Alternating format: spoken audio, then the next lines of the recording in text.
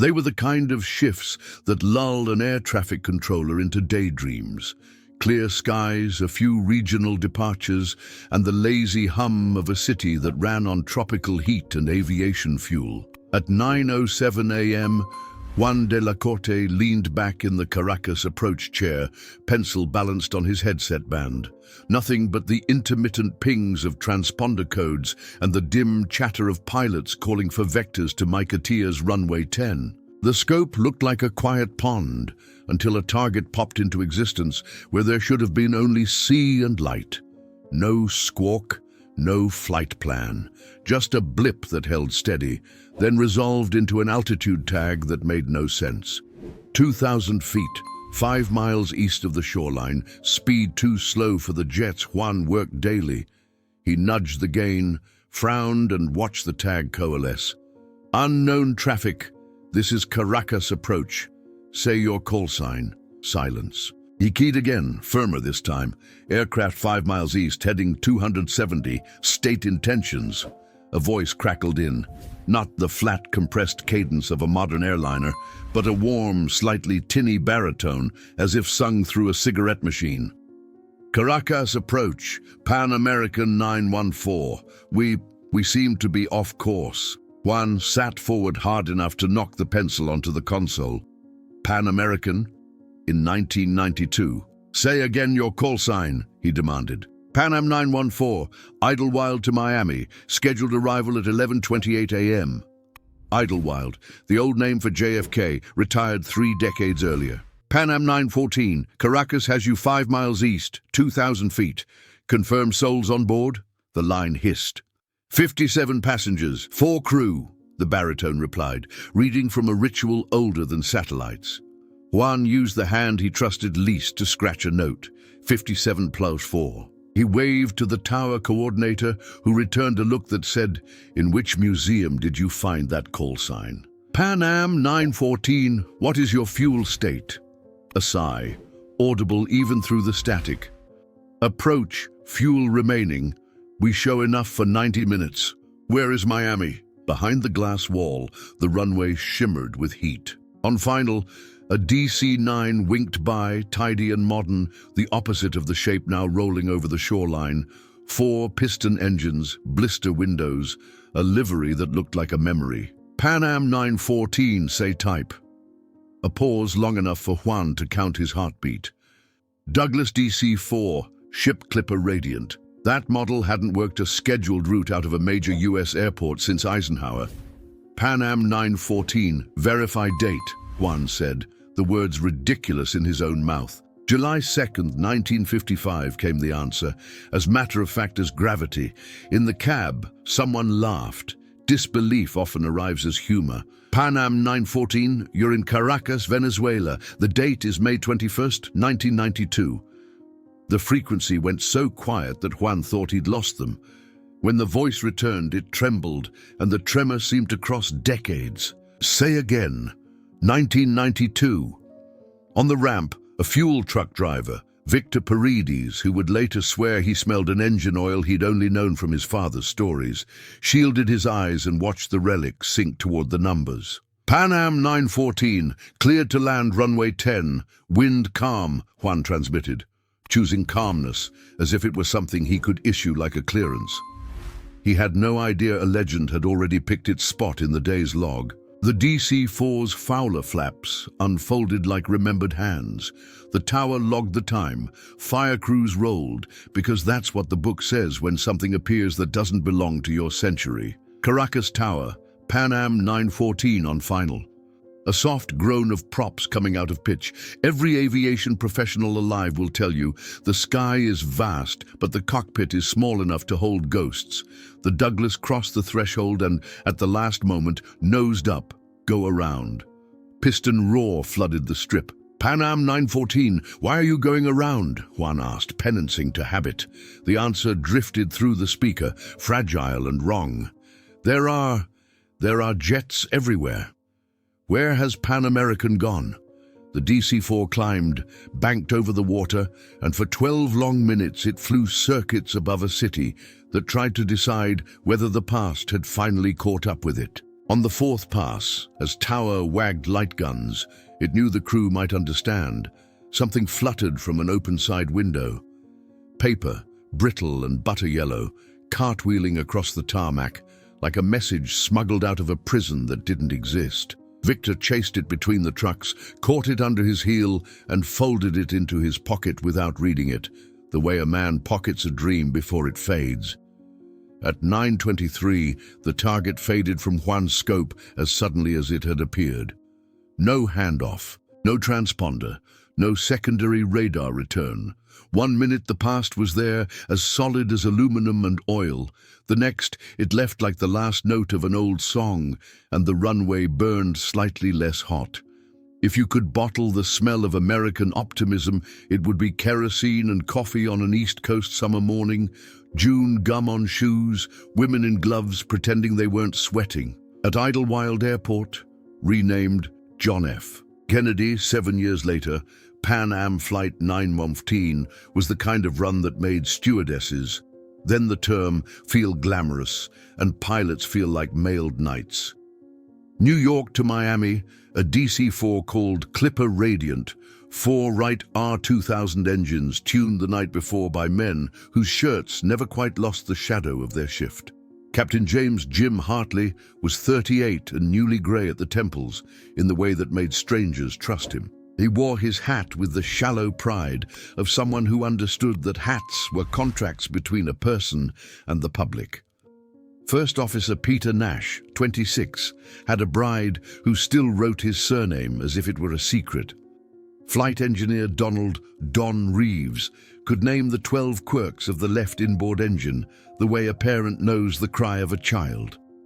Donna Lee, the senior stewardess, had learned to pour coffee at turbulence level 3 and soothe infants at level 5. Gate agents called names, Pike Eleanor, Mr. and Mrs. Albright, and the morning newspapers whispered about the Yankees and a distant peninsula called Korea, already turning into memory.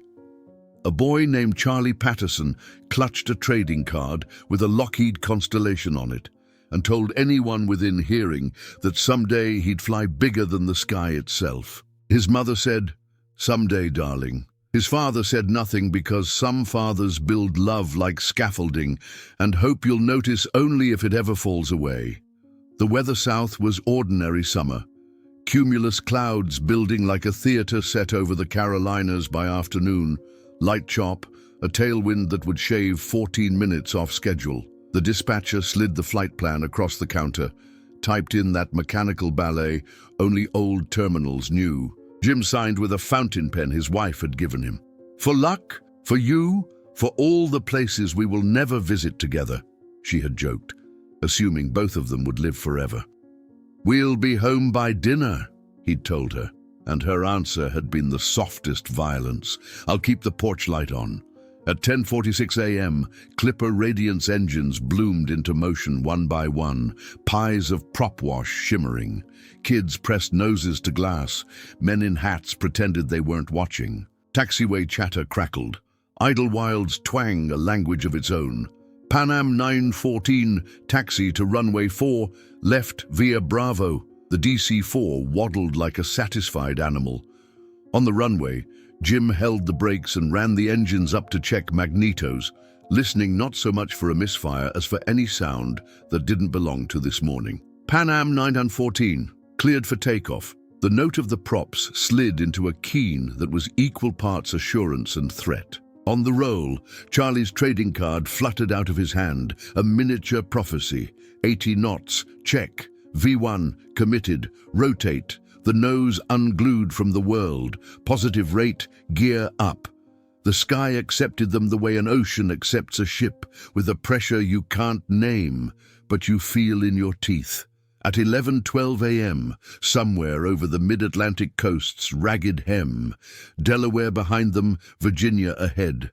Donna passed reindeer cookies to a toddler and slid into the jump seat to rest her ankles. "We're humming," she told Don through the service interphone. He grunted his engineer's grunt, approval disguised as indifference. Behind them, a businessman sketched an arc in his notebook and tried to name the feeling that came when ground fell away. Relief? Hunger? God? Static bit into the company frequency, then cleared. Pan Am 914, New York Center.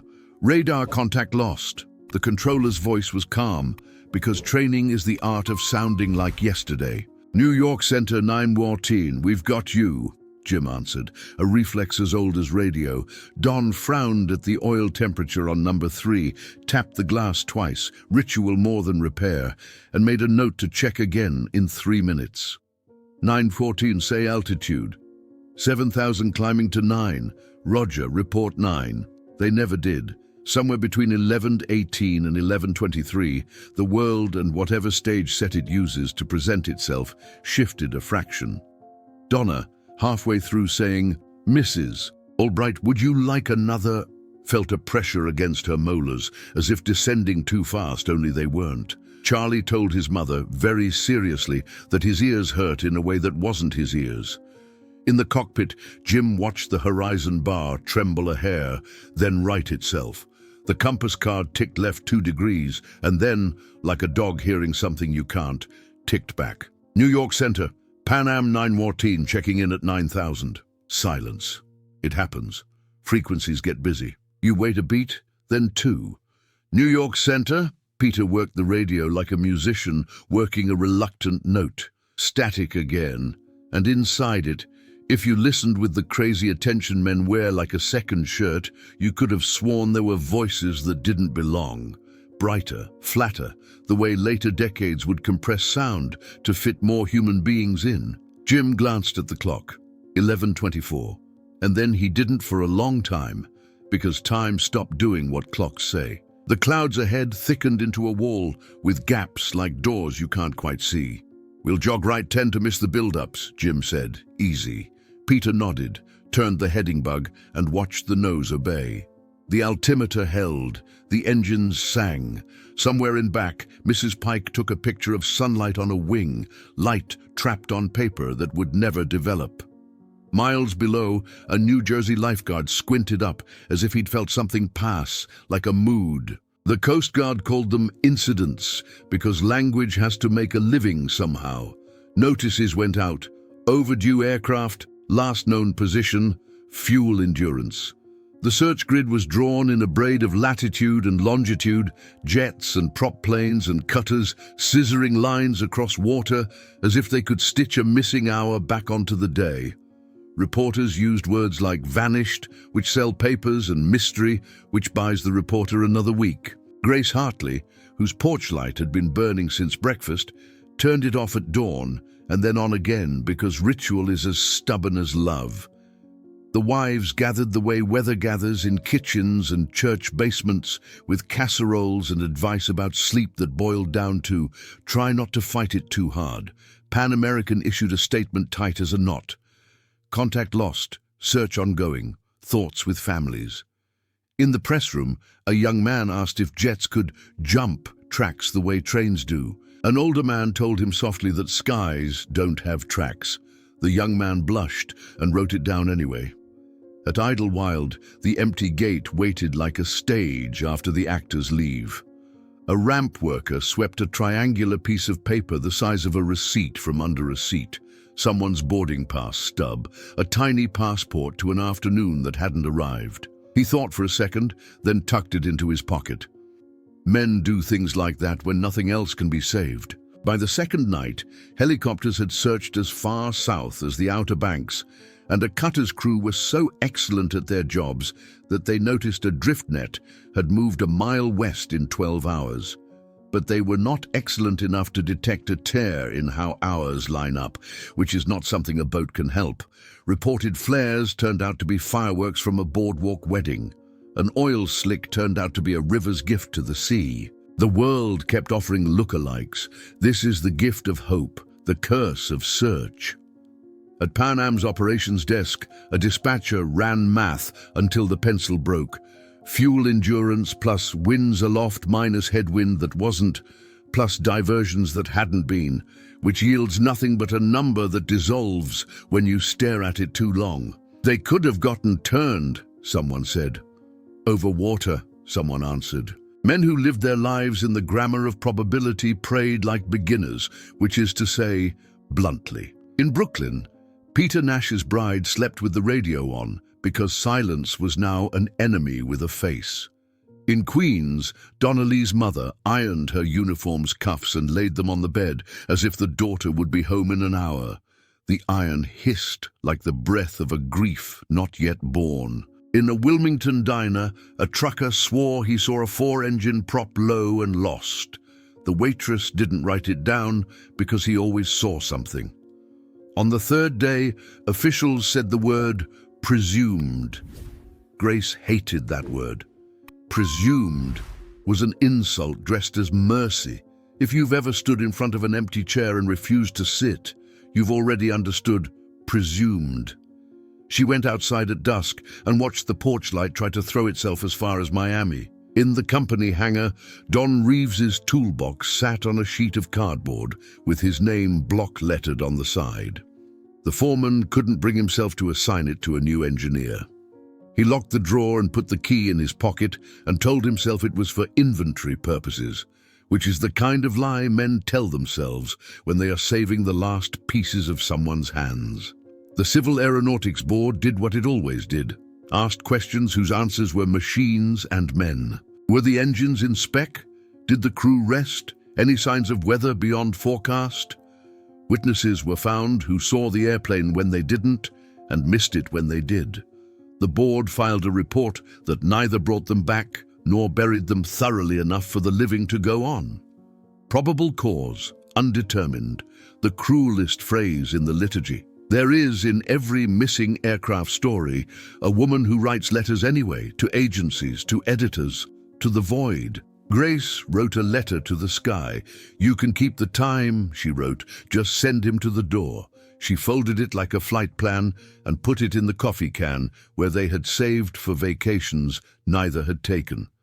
This is how we practice resurrection without promising it will work. Years became decades the sly way. Holidays accumulating like mail, the radio replaced by television, replaced by silence. Idlewild became JFK, propellers ceded to jets. Boys named Charlie grew into men who moved charts with computers and used words like legacy carrier. Pan American itself went the way of empires and ash.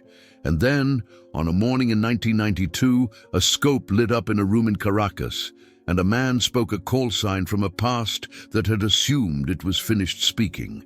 Juan de la Corte had been a traffic controller long enough to know that fear wears the same shoes as focus. Pan Am 914, fly heading 095, descend and maintain 1500. The voice came back steady, but edged with bewilderment. Heading 095, down to 1500. In the tower, binoculars bloomed like flowers as every set of hands found something to hold. On final, the DC-4 presented itself not as an antique but as a fact. Facts do not apologize for their timing. The paint was clean in the way old enamel is clean. Imperfect gloss, hand-rubbed curves. The rivet lines looked stamped by human insistence. The serial numbers on the gear doors were a font you didn't see after 1960. Victor on the ramp muttered to a mechanic he barely knew, "My father flew in one like that for Convair."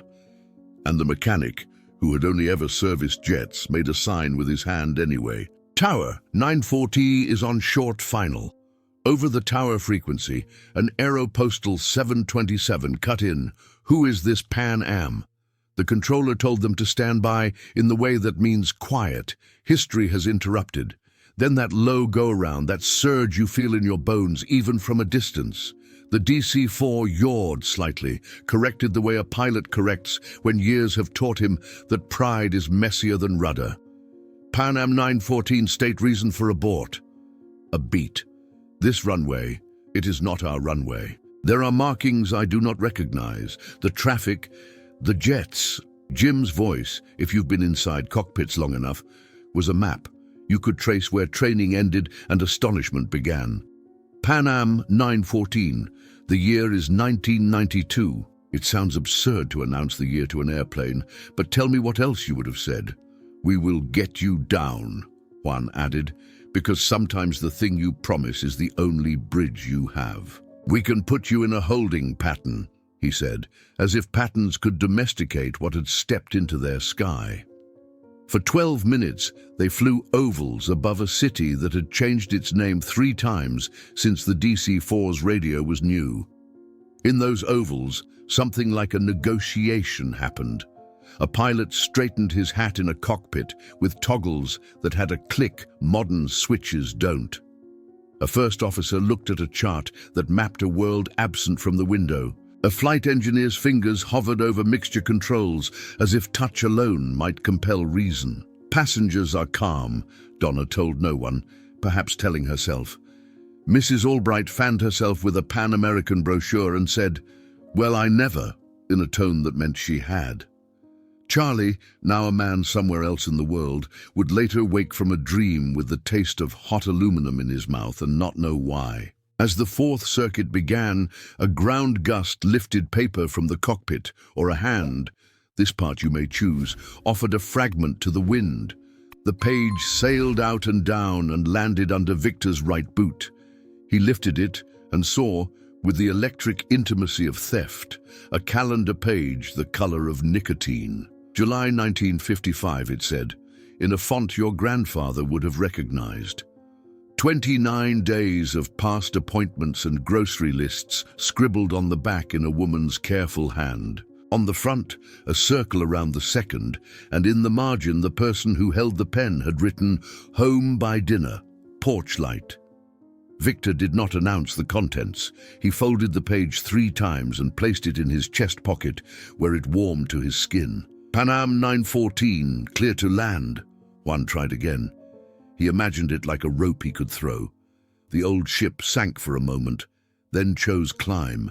Panam 914, say intentions.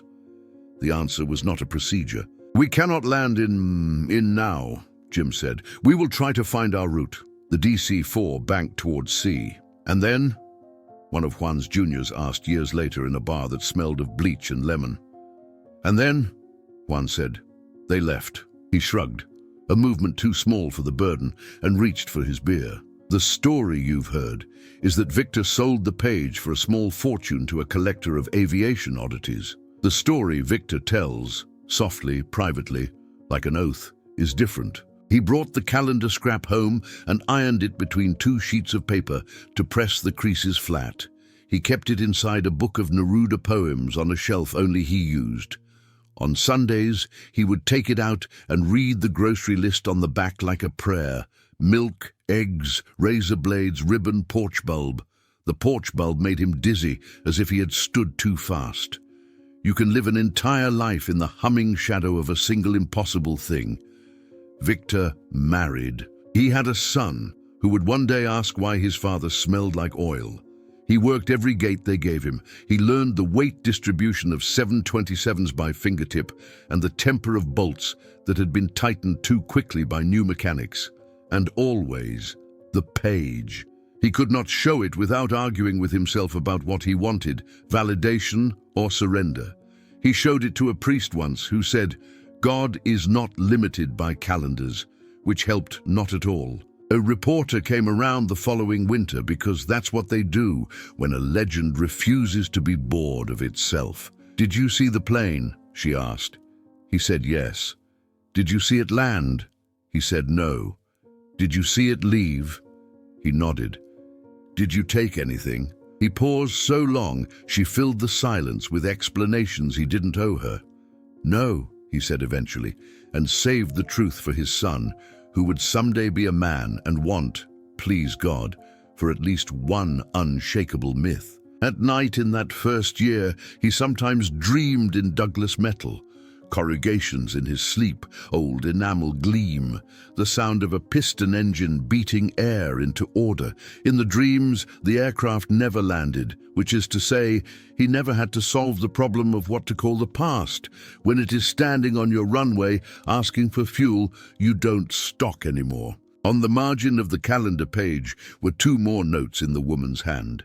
He made a habit of discovering new details because some loves are built on the archaeology of small things. Pick up dry cleaning, Jim's hat. Buy pie for Charlie. Train card, Charlie. He said the name like it might summon a boy in short pants with a mouthful of questions. On the days when the present felt heavy, he took the page out and pressed it to his chest and promised a ghost he would keep the porch light line safe. There is a superstition among ramp crews that bad luck accumulates like frost in the corners of things.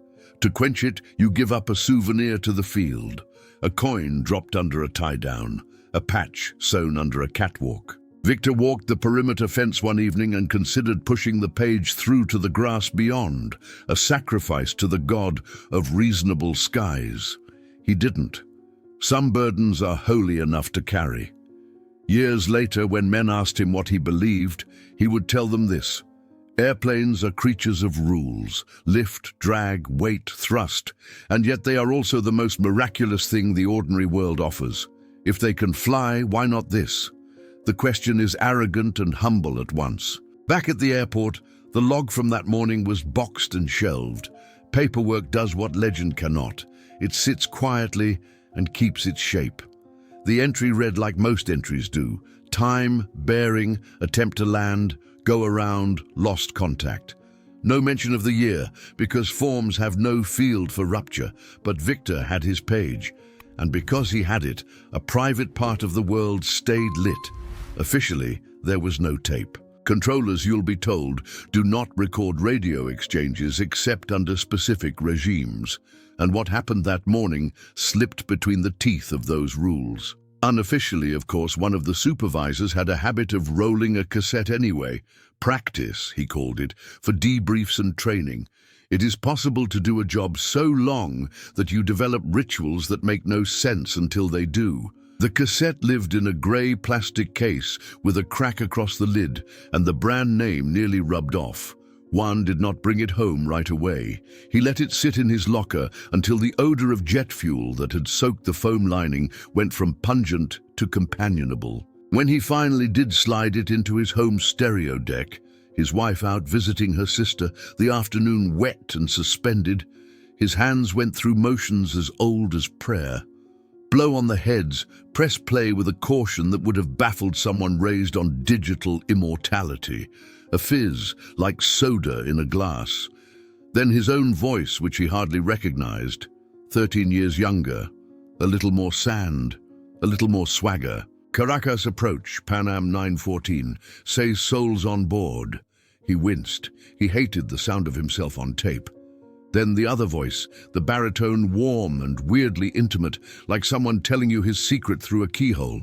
57 passengers, 4 crew. Juan paused the tape, wrote 57-4 on a square of paper because the repetition made the number feel true, then pressed play again.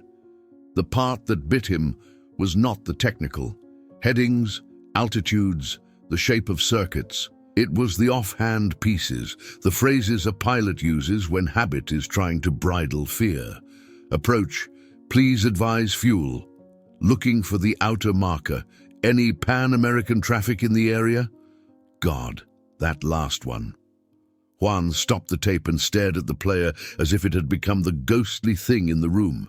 He rewound and played that question 3 times, each time feeling the distance between that voice and the world we were all on, splitting like a dry lip.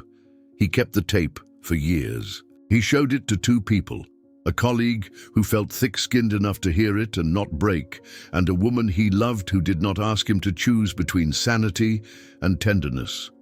The colleague said, "We should report this formally." And Juan said, "To whom?" The woman put her hand over his and said, "I believe you." Because sometimes belief is the only medicine for a wound that won't clot. When Pan Am folded for good, a certain kind of joke began to be told. The world loves a tidy irony. Even the ghosts clocked out, someone said at a party. Juan smiled politely and went home to play the tape and apologize privately to a pilot from 1955. For the laughter of people who had never watched an impossible thing go around for 12 minutes and then leave. The thing about tapes is that they decay. The magnetic particles forget their choreography. 10 years on, the hiss got louder, and his own voice swam under it like a fish refusing to surface. He made a copy And then a copy of the copy, knowing this was a losing war. Before the first one finally refused to speak entirely, he dubbed a segment to a tiny dictaphone and tucked it in the bottom of the same drawer where he kept an old passport and a picture of his father in a uniform 3 sizes too big. Every so often, he'd open the drawer to make sure it was all still there, which is what people do when they have artifacts instead of answers. In the end, he did what men do when they understand that institutions do not exist to house mysteries. He gave the copy to a priest who specialized in archive work and asked that it be filed in a church basement among baptism records and photographs of festivals where God's clutter accumulates. Someday, he said, someone will want to listen. The priest nodded the way priests do when they bless without endorsing, which is a talent secular rulers might envy. Grief learns how to fold itself into the dimensions of the life that continues. Grace had a box. Every widow does. She kept Jim's academy class photo, 4 uniform buttons, a fountain pen almost out of ink, and the letter he had written the week before the flight, still smelling faintly of the shaving soap he preferred. "We are stardust shaped into reasonable men," he'd written in a moment of cosmic flirtation. She had rolled her eyes and kissed him anyway. On a Tuesday in late summer 1992, 2 months after Caracas, there was a package. No return address. Brown paper tied with string, like something out of a civics lesson about the post. Inside, a ledger's single page, torn ragged from its binding, edges foxed with age. A pilot log, no doubt. She recognized the slanted, careful capitals that were Jim's when he was being formal. Date, June 2, 1955. Aircraft, DC-4 Clipper Radiant. Route, Idlewild, Miami. Remarks, clear morning, light tailwind. Donna says we'll be early. Below this, the handwriting changed. The letters loosened as if written in a moving car. Remarks, Conti. Unusual interference on company Freck. Instrument steady, passengers calm. Then, in a line that had pressed deeper into the paper as if the hand had wanted to nail it there, not clouds, not weather. The capital letters made her mouth go dry. The final entry was a sentence that broke in the middle, as if the pen had been lifted quickly. If we are, and then white, then paper, then her own breath like someone had punched her lightly in the sternum. She sat at the table, and the table became the center of the world. She placed the page beside the fountain pen and traced the edges of both, as if aligning the tools might call the craftsman. She tried to imagine the pressure of Jim's hand, the way he steadied the pen with his thumb, the curl of letters he only used when he wrote to her. The porch light, they used to joke, was a lighthouse. You never think about the ship that doesn't recognize the light. There was also a second sheet, crisper, newer, someone else's letter. Mrs. Hartley, I am a man who works with airplanes. I am in possession of this page under circumstances that are not sensible. Please forgive my intrusion. No signature, no return. She wondered if the man had a wife who would ask too many questions, or a son who would one day want to be brave about what his father had seen. Grace did not tell the newspapers. She took the log page to her pastor, who said, "This is a kindness," which is what pastors say when reason is a narrow doorway and grief needs a wider gate. She put the page in the box, and then, after a night of not sleeping in which she took it out 13 times to make sure it was still true, she accepted that it would never be less true or more. The box closed like a book. In the evenings, she began a new ritual. She would go onto the porch and unscrew the bulb, kept a spare in the coffee can, and hold it up to the light to see if the filament was still whole. On nights when it looked fragile, she replaced it. You do this with grief. Maintain the idea that a thing will work when required. Sometimes, not often, she imagined the version where they landed in a place that had not been invented yet, and the pilot who was her husband faced a world that had lost his airline and learned the syllables of GPS. Would he have smiled? Would he have set his hat on his knee? Would he have said, "Donna, coffee"? It wasn't the details that killed her. It was the possibility that the world was large enough to contain the impossible and indifferent enough to let it stand. Experts lined up because experts are the first to suffer when a story refuses to mind its manners. A physicist who had once flown gliders suggested time dilation and then corrected himself. No speeds high enough, no gravity wells deep enough. An atmospheric scientist invoked ducting and mirages, the way hot layers of air can carry sound and radio like a magic trick. A pilot with 5,000 hours in old iron mused about compass swings, about the way a steel pencil left on the glare shield can turn your cardinal points into suggestions. Each theory touched the story like a finger to glass, leaving prints, not doors. Then there were the less comfortable suggestions. Hoax, confabulation, a confluence of unrelated noises wrapped in the hunger humans have for pattern. Panam 913 could be a misheard call sign. The voice on Juan's tape. How easy to fake a warm baritone if that's what the myth required. As for Victor's page, could it not have been exactly what it was? A scrap of mid-century paper blown in from nowhere, picked up by a man too primed to resist a narrative. Legends collect plausibility the way ships collect barnacles. But then, a careful man said, even hoaxes have engines. Why this story? Why these dates? Why were there so many quiet consistencies? The model of aircraft, the livery described the same way by different mouths, the small operational details, mixture control settings mentioned once in passing to a mechanic, runway light signals described by a crew that would have trained on them. If mere fantasy, why so obedient to the grammar of aviation? The mystery did not flail, it taxied. We can say this without embarrassment. Time is less a river than an agreement. The agreement works until it doesn't. Pilots call it losing the picture, when the instruments and the view fight and your mind cannot reconcile them.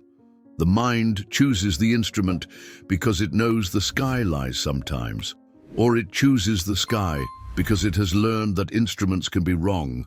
Somewhere inside Pan Am 914, perhaps, a crew lost the picture of the century they belonged to. There is another theory, the one we do not teach because it is contagious, that people can slip through the seams of the world, not because they are chosen, but because seams exist, and the world, like an old suit, is resilient enough to keep being worn with a few new stitches.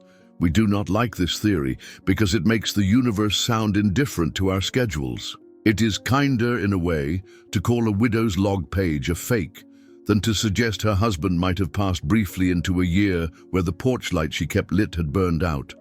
When pressed, the sanest men shrug.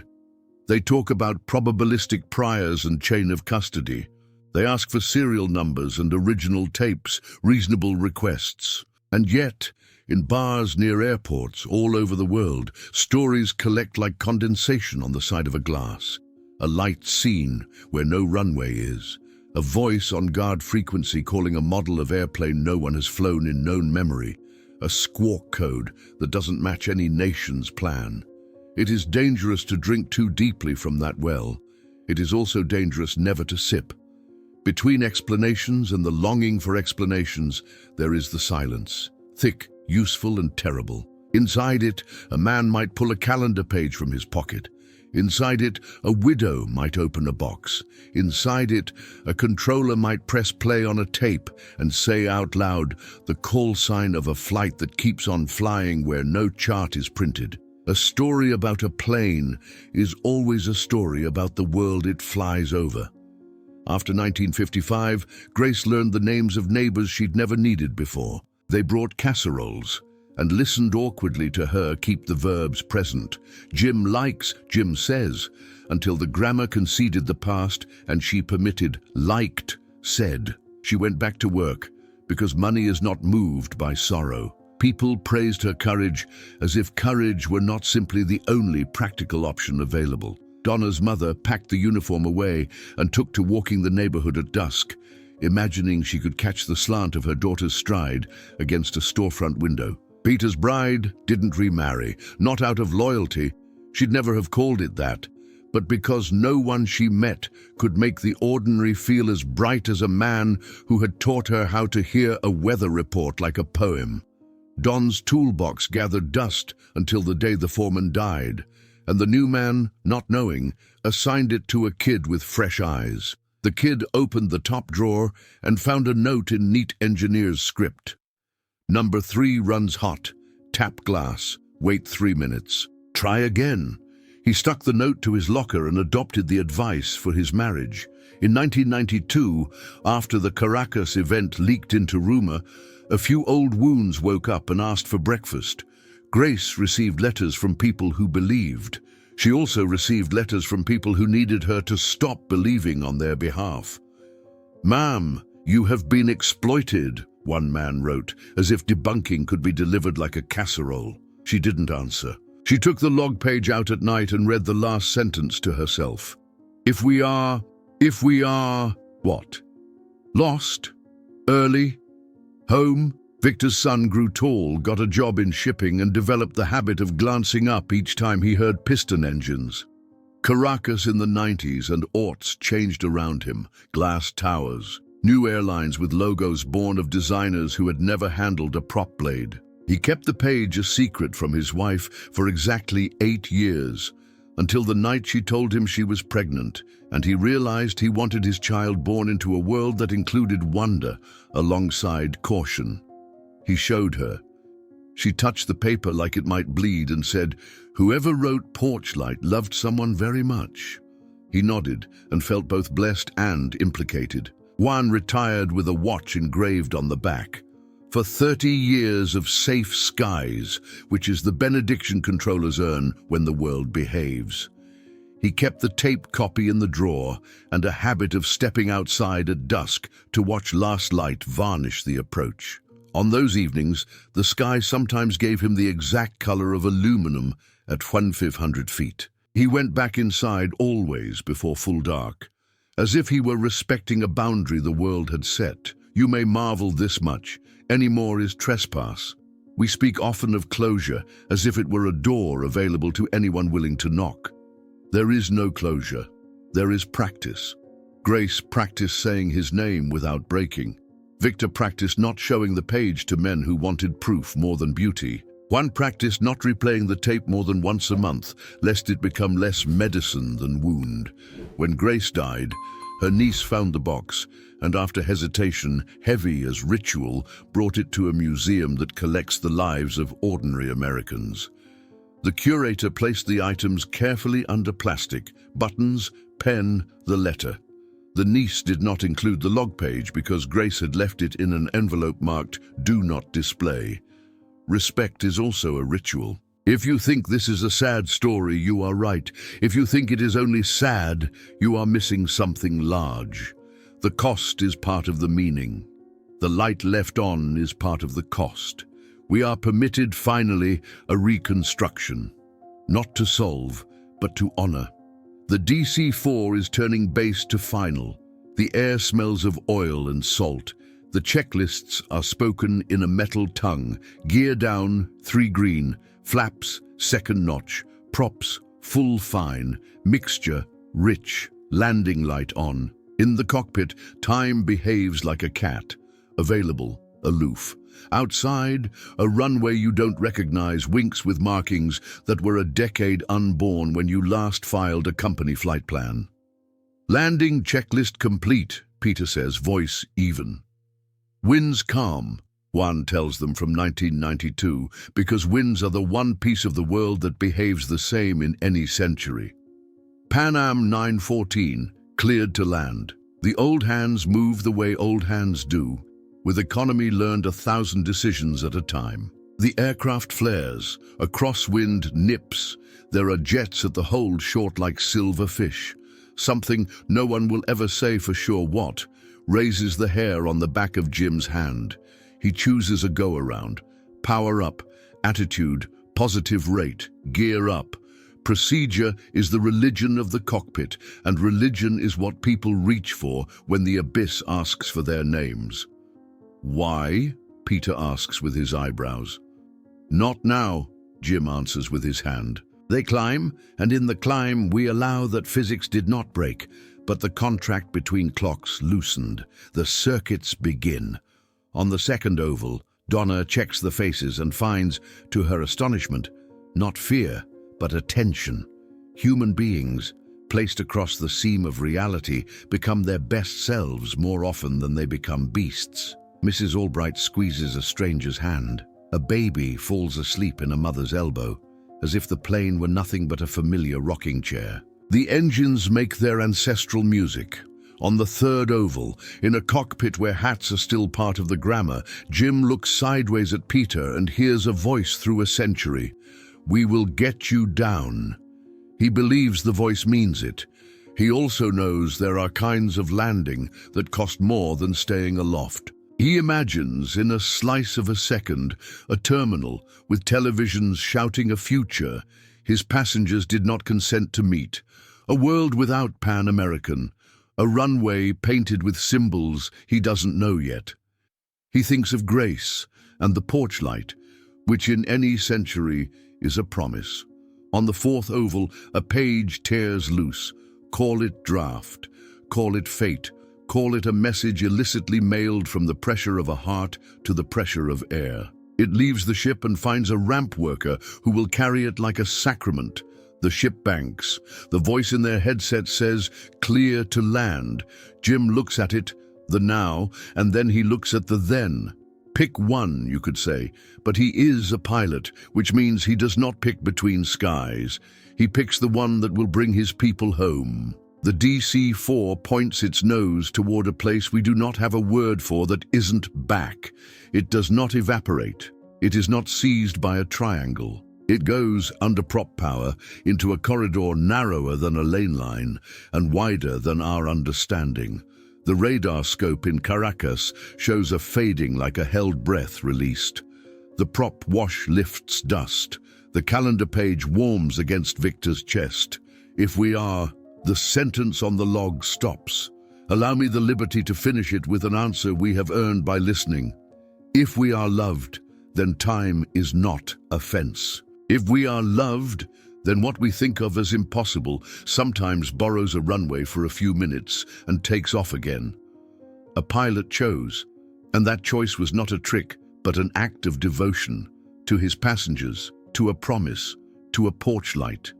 The most bizarre flight ever recorded did not prove that time can be mastered. It proved that courage can be gentle, and that the instruments we trust most may not be the ones that click in our hands, but the ones that glow in windows beside porch steps, patient as stars.